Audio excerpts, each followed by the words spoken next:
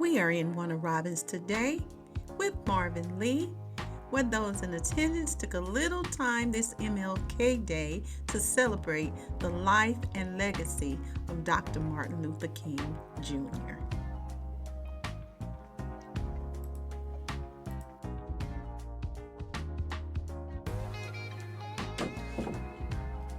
Thank you for receiving my call today.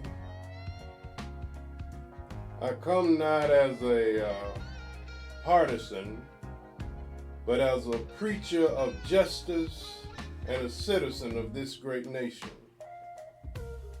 I come with a burdened heart, also with unshaken hope.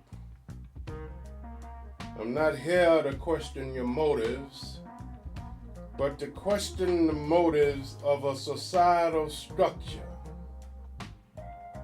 From America's very inception, the plight of the Negro people has been that of unfathomable horror and atrocities.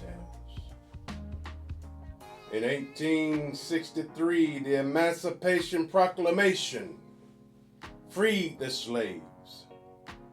It was freedom to hunger.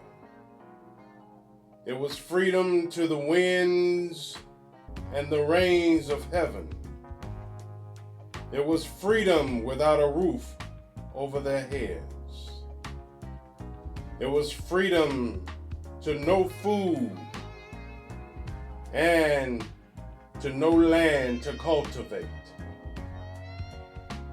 Furthermore, it was freedom and famine at the same time. So the nation gave its slave no land or nothing to get started with. But at the same time, America was giving away millions of acres in the West and Midwest, which means there was a willingness to give white peasants from Europe an economic base in which to get started with. Yet, it refused to give it black peasants from Africa who came here involuntarily in slaves and had to work for free for 240 years without an economic base to get started with. Throughout our sojourn in America, there has been and still are hurdles in the way of the Negro people. To sit at a lunch counter, we had to die for that. To ride in the city buses here in the South, we had to die for that.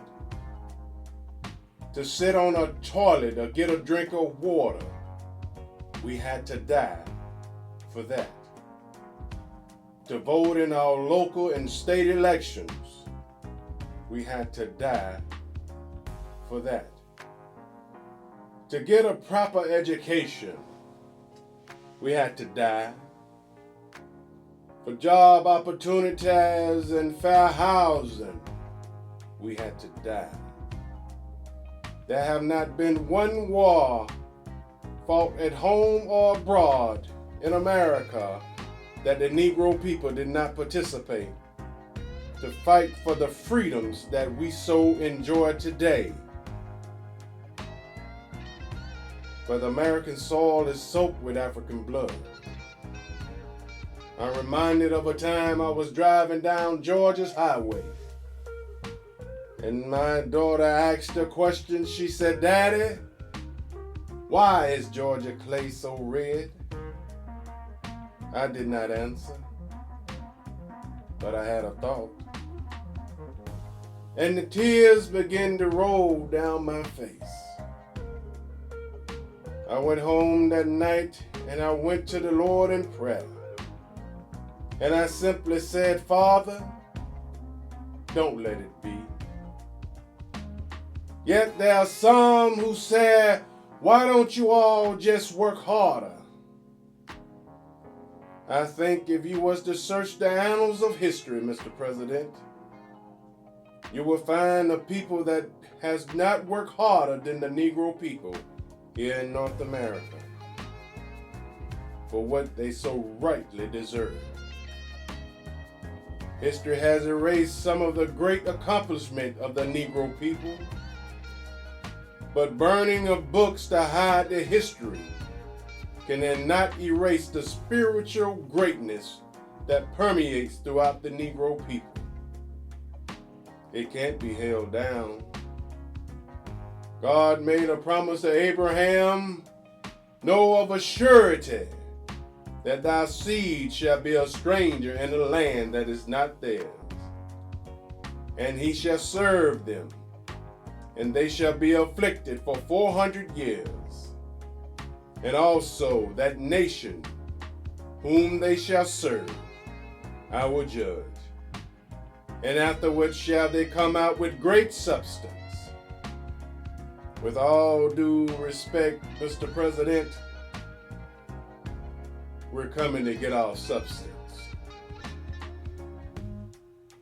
Some may say that that scripture does not pertain to the Negro people.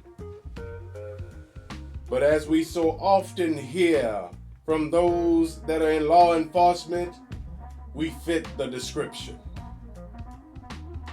The nation often reflects the face of its leader.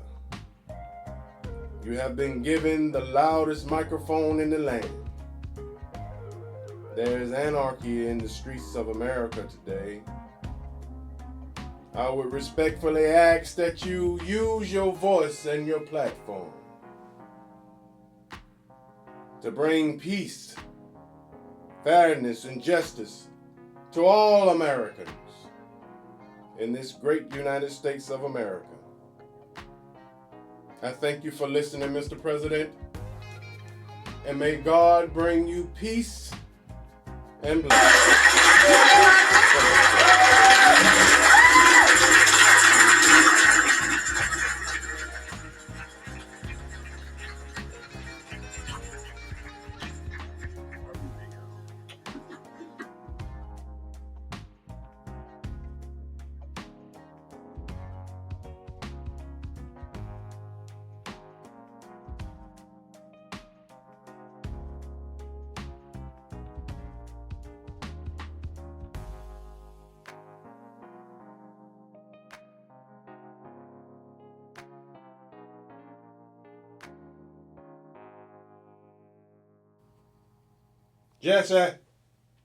Jesse, I know you out there listening.